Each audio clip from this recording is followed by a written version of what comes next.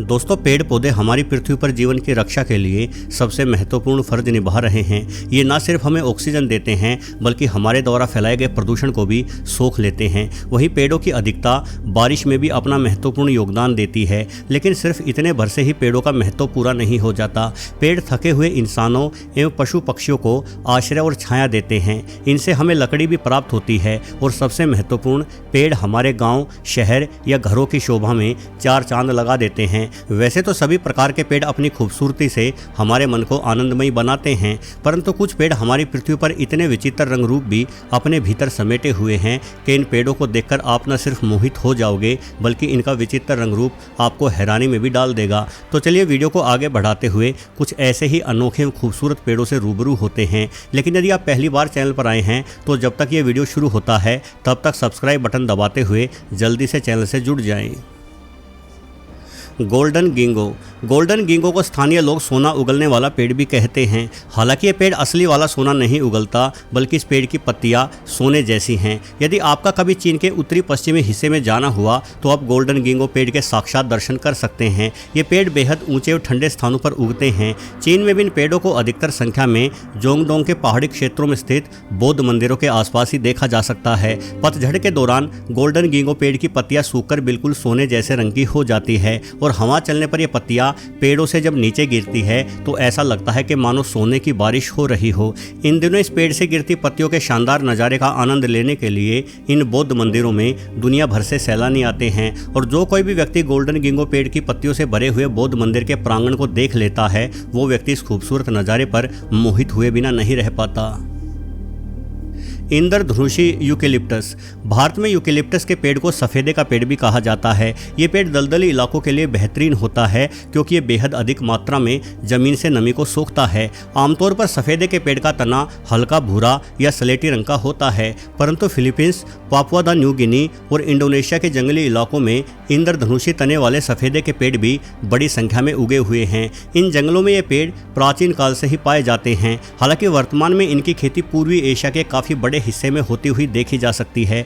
अपनी नारंगी, भूरी, हरी एवं लाल जैसी रंगों की छाल के कारण ये सफ़ेदे के पेड़ काफ़ी खूबसूरत एवं विशेष दिखाई पड़ते हैं। इन पेड़ों का मुख्य इस्तेमाल कागज बनाने हेतु बड़ी संख्या में किया जाता है, इसलिए जंगलों से इनका खात्मा तेजी से हो रहा है। शायद आने वाले कुछ दशकों के बाद ये खूबसूरत पेड़ पूर्वी एशिया के जंगली हिस्सों से संपूर्ण रूप से गायब हो जाएंगे।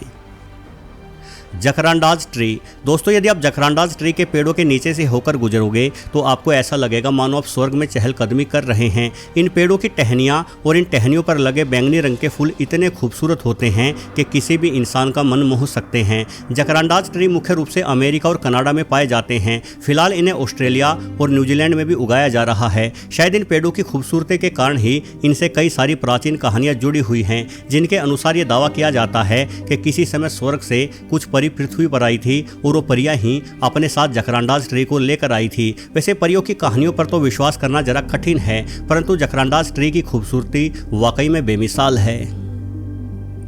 Sculpted tree. स्कल्प्टेड का अर्थ असल में तराशकर बनाई गई मूर्ति होता है। वहीं स्कल्प्टेड ट्री किसी एक किस्म के पेड़ नहीं बल्कि अलग अलग किस्मों के उन पेड़ों को कहा जाता है जो पेड़ इंसानों द्वारा तराशी गई कारीगरी का जीता जागता सबूत होते हैं। दरअसल दुनिया भर में कई मूर्तिकार पेड़ों को औजारों से तराशते हुए इस तरह के विशेष आकारों में ढाल देते हैं कि ये पेड़ न रहकर किसी विशेष वस्तु या मूर्ति का आकार ले लेते हैं। कई बार कुछ पेड़ों को उनके उगने के साथ ही इस तरह के कोनों पर मोड़िया बांध दिया जाता है कि बड़े होने के बाद वो पेड़ किसी आरामदायक कुर्सी या अन्य प्रकार के फर्नीचर का आकार ले लेते हैं। स्कल्प्टेड ट्री की ये कला वाकई में बेमिसाल है। इस तरह की कला दिखाने के लिए कड़े धैर्य और लंबे परिश्रम की आवश्यकता पड़ती है।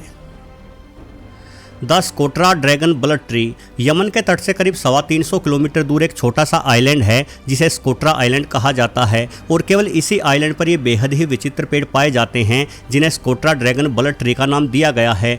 इन पेड़ों के साथ ब्लड शब्द इसलिए जोड़ा गया है क्योंकि जब इन्हें काटा या छीला जाता है तो इन पेड़ों से एक द्रव्य बाहर निकलता है और ये द्रव्य बिल्कुल रक्त के समान ही रंग लिए हुए होता है। वैसे स्कोट्रा ड्रैगन ब्लड ट्री किसी छतरी के समान दिखाई देने वाले पेड़ हैं, लेकिन इन पेड़ों की बनावट इतनी अजीब लगती है मानो ये पेड़ पृथ्वी के नहीं हैं, बल्कि इन्हें किसी दूसरे ग्रह से लाकर हमारी पृथ्वी पर उगाया गया है। हालांकि वर्तमान में स्कोट्रा ड्रैगन ब्लड ट्री पर बड़ा खतरा मंडरा रहा है, क्योंकि स्कोट्रा नामक इस आइलैंड पर लगातार इंसानी अतिक्रमण बढ़ रहा है, जिस वजह से इन पेड़ों को बड़ी संख्या में काटा जा रहा है। फ्लैम्बोयेंट ट्री। दोस्तों, आमतौर पर ऐसे पेड़ जिन पर फूल खिलते हैं काफ़ी छोटे आकार के होते हैं, परंतु मेडागास्कर के मूल निवासी फ्लैम्बोयेंट ट्री फूलों वाले पेड़ होने के बावजूद भी बेहद ऊंचे पेड़ हैं। इन पेड़ों की ऊंचाई 5 मंजिला इमारत जितनी ऊंची हो जाती है और इस पेड़ के शिखर पर चटक लाल रंग के फूल खिलते हैं। ये फूल फ्लैम्बोयेंट ट्री की शोभा में 4 चांद लगा देते हैं। अमूमन पेड़ बारिश के मौसम में हरे भरे होते हैं, परंतु फ्लैम्बोयेंट ट्री के साथ उल्टा है। जितनी अधिक गर्मी और लू चलेगी, ये पेड़ उतना ही अधिक हरा भरा और फूलों से सुशोभित होगा। जंगल में जब सभी पेड़ सूख जाते हैं तो फ्लैम्बोयेंट ट्री दूर से ही लाल रंगों के चमकदार फूलों के साथ खड़ा हुआ दिखाई देता है, जिस कारण से दूर से देखने पर इस पेड़ के फूल ऐसे लगते हैं मानो जंगल में आग लगी हुई हो। वैसे फ्लैम्बोयेंट ट्री के फूलों को इग्वाना नामक छिपकली बड़े ही चाव से खाती है। ओयामेल फर्स। ये पेड़ कनाडा, अमेरिका और मेक्सिको के ऊंचे स्थानों पर पाए जाते हैं और इन पेड़ों की खास पहचान ये है कि इन पर बड़ी संख्या में आपको तितलियां बैठी हुई मिलेगी। ओयामेल फर्स के पेड़ पर इतनी अधिक मात्रा में तितलियां क्यों बैठी रहती हैं, इसके बारे में आज तक कारण स्पष्ट नहीं हो पाया है, परंतु वैज्ञानिकों का अनुमान है कि जब कभी तितलियां एक स्थान से दूसरे स्थान पर जाती है तो अक्सर इन पेड़ों पर बैठकर आराम करती है, क्योंकि ओयामेल फर्स का पेड़ अपने आसपास मौजूद हर पेड़ से अधिक ऊंचा और नमी से भरा हुआ होता है। गर्मी के मौसम में भी अधिक नमी होने के कारण ओयामेल फर्स के पेड़ पर तितलियों को ठंडक का एहसास होता है और शायद ये तितलियां इस पेड़ से नमी हासिल करने के लिए ही इस पेड़ पर बैठती है। वैसे तितलियों के निवास के कारण ओयामेल फर्स के पेड़ बड़े ही खूबसूरत दिखाई पड़ते हैं, इसलिए इन पेड़ों को देखने के लिए दुनिया भर से सैलानी आते रहते हैं। The aspen Pando. पेड़ों को भी वैज्ञानिक तौर पर जीव जंतुओं की ही तरह जिंदा चीज माना जाता है और इस हिसाब से एस्पेन पेंडो हमारी पृथ्वी की सबसे बड़ी जीवित इकाई है। दरअसल ऊपरी तौर से देखने पर ऐसा लगता है कि यहाँ कई सारे पेड़ एक साथ उगे हुए हैं, परंतु ये सब अलग अलग नहीं बल्कि एक ही पेड़ है। तमाम अलग अलग दिखाई देने वाले ये पेड़ जड़ों से एक दूसरे के साथ जुड़े हुए हैं और कुल मिलाकर द एस्पेन पेंडो नामक ये पेड़ 100 एकड़ से भी अधिक बड़े क्षेत्र में फैला हुआ है। इस पेड़ का कुल अनुमानित वजन लगभग 6000 टन है। ये पेड़ अमेरिका के यूटा में स्थित है। हालांकि इस पेड़ की उत्पत्ति के बारे में कोई विशेष जानकारी नहीं है। असल में पेंडो पेड़ लगातार नष्ट होते रहते हैं और इनकी जड़ों से लगातार नए पौधे भी फूटते रहते हैं। एक अनुमान के मुताबिक द एस्पेन पेंडो नामक ये पेड़ करीब 10,000 वर्षों से भी अधिक समय से अस्तित्व में है। जांग जियाजी वन, चाइना। दोस्तों, आपने हॉलीवुड फिल्म अवतार अवश्य देखी होगी।